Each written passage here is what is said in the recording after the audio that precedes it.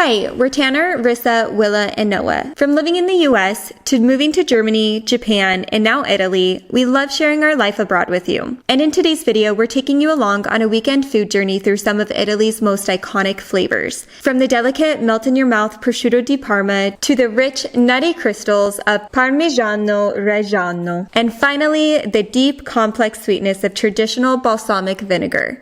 This isn't just food, it's centuries of craft, culture, and passion. Join us as we explore where these legendary ingredients are made and discover why every bite tells a story.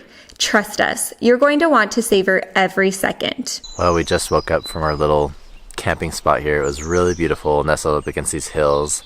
A castle right behind us, and very conveniently a nice little playground the girls are enjoying this morning. So we're going to be spending the next few hours enjoying this beautiful park before we go to our first stop for the day, which is going to be doing a prosciutto tour at one of the farm factories nearby here. We're just a little ways out of Modena and Parma, closer to the mountains, and it's so beautiful, and we're really excited to learn more about how prosciutto is made and to taste them.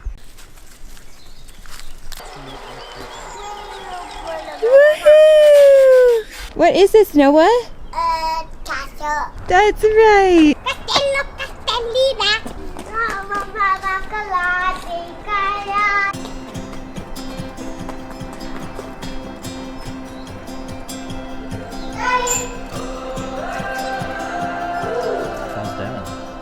Dad and his girls in Italy. Castello. Tavolina, tavolina. What a cool place that was. We absolutely loved walking around the castle. We did a nice little loop, and the parking right beneath the castle that we stayed at for free overnight was an excellent location. So we met someone from Croatia who says that they come and stay at that room and breakfast because it's just like such a magical place, and Tanner and I saw that. This would be such an amazing like little romantic getaway as a couple to just come, have a beautiful view, and enjoy the area. That's one of the things we love about travel, is just being able to find these like more hidden away special places. And this was like one of them. But on to the main highlights of the trip. We're so excited for a foodie weekend. If you guys have been following us along, Tanner and I took the day to go to Bologna and explore that amazing city, and we basically just ate our way through, and that's what our plan is for this weekend. This area is known for producing some of the most popular Italian foods, and we're excited to teach our girls how that process is made and to learn for ourselves. So first off, prosciutto food tour, let's go.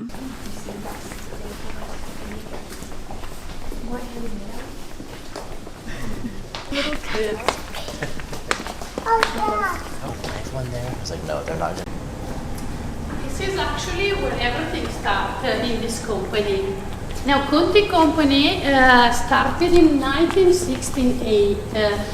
This building was built and opened by the Conti brothers. They start in the very beginning, of course, with the pigs. They also follow a very restricted diet, actually. So these pigs can only be fed with cereals. So we have some legs, both on the right and left side, in the middle. Yes, we have a different product. That one is called Fioco, but upstairs we are going to review it a little bit better. Fioco.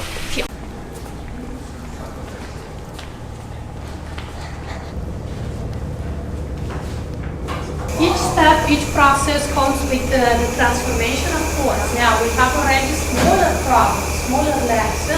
They lose a good amount of water. And this is actually just a natural process.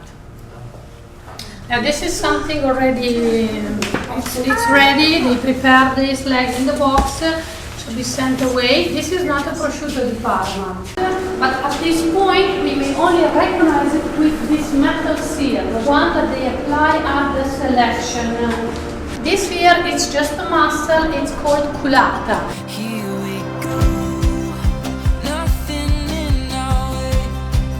The world is ours today, and we've only just begun. Chase the light, time is on our side. The future's open wide as we face the golden sun. that was a really great time. Honestly, I'm so surprised at how many legs they had like hanging up in the entire place.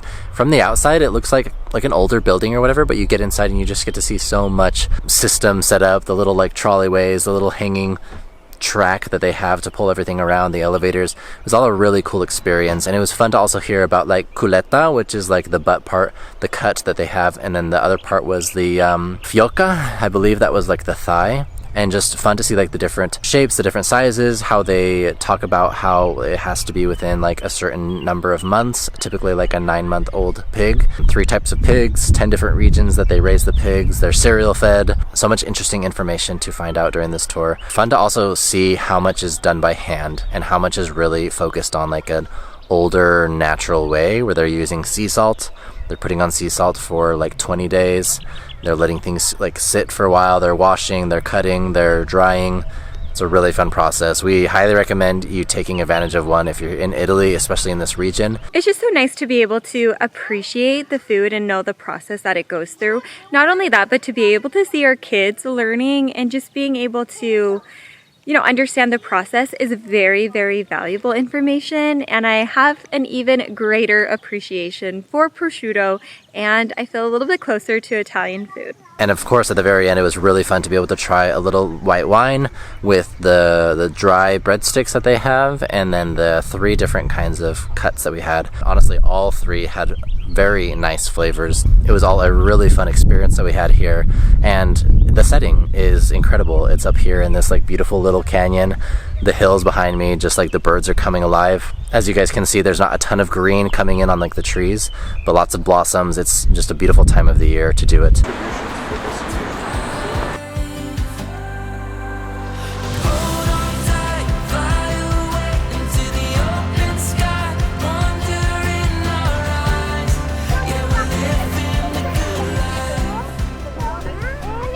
We had an amazing afternoon just at the park, relaxing. We got gelato takeout and we had a little picnic with charcuterie foods. But now we're here in Parma. We're gonna explore the city and just take at the views. Honestly, we don't have like a set plan of anything to see or do.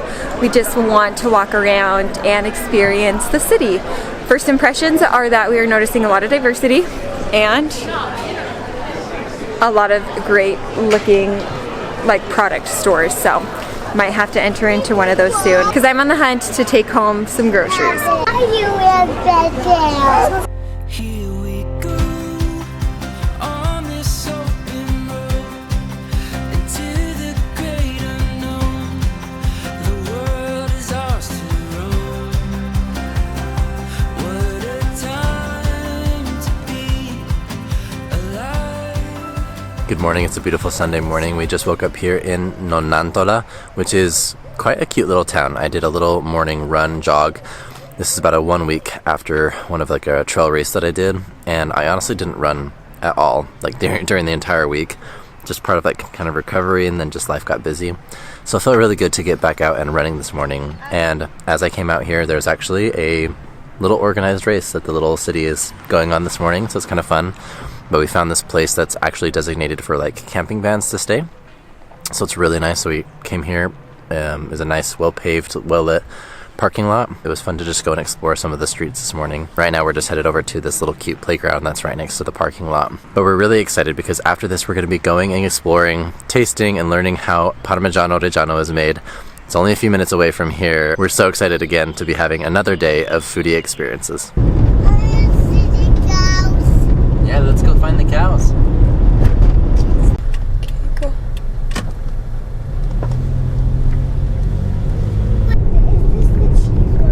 Yeah, this is the cheese one. Your destination is on the left.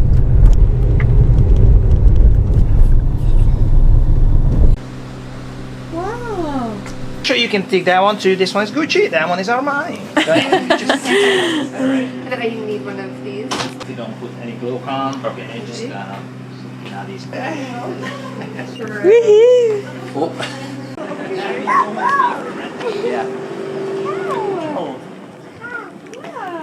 Oh. Okay. Thank you, then.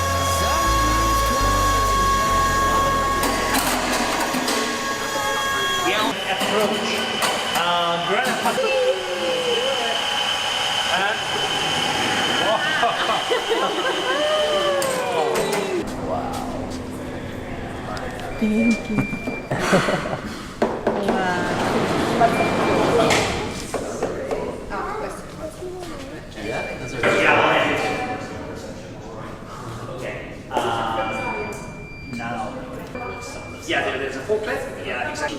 He's there. It's more than 10 years old.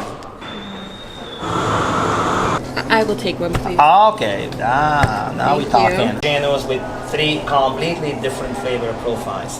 Very different flavor profiles. Okay, so we just finished up with our taste testing and the whole tour here at the dairy.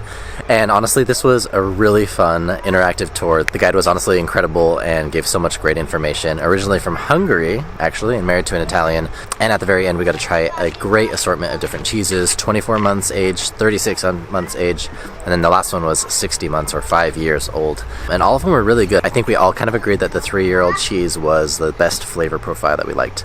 But it was fun to pair it with different jams, different crackers, trying some aged cheese from the white cows, which are less common here just because they have lower production of milk. And then we got to try some ricotta cheese that was taken from this morning at 8 o'clock. So our tour was at 10, we ate around like 11, and honestly it was so fun to try some extremely fresh ricotta and then some day-old cheese, just really soft. All of the different cheese profiles were really delicious, and I even came away with like a little cup full of some other cheeses to taste along the way.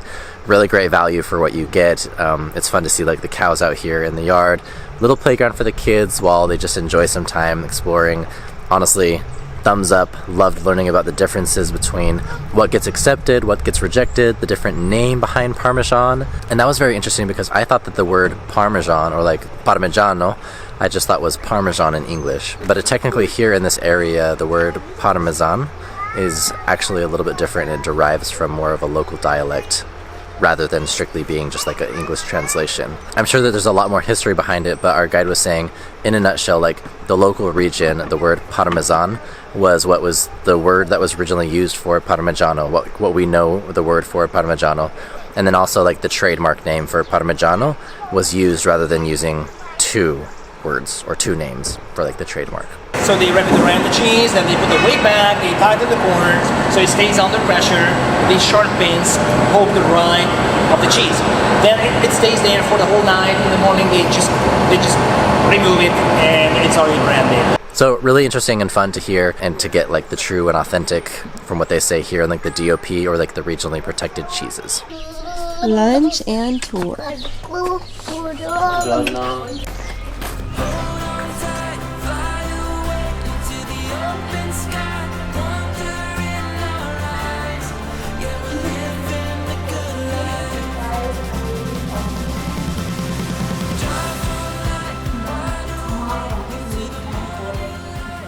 Same as our great-grandmothers used to do. The 1850. Wow. 1860. Yeah. I know they are rusty, they leaks, but we would never replace them. Really? So this is the one specifically for the priest? Yeah.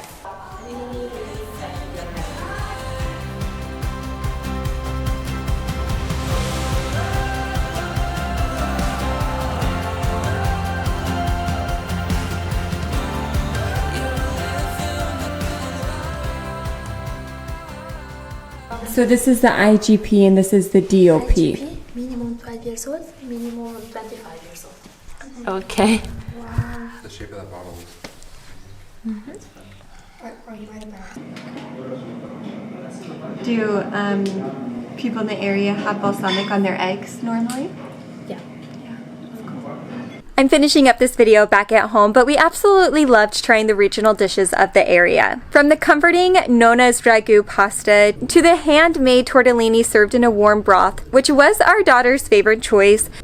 Each bite truly felt like a taste of tradition, and we love that we were able to experience this with friends. We really hope you enjoyed watching it. Thank you so much for being here. If you haven't already, hit the like button, the subscribe button, and we'll see you on the next video.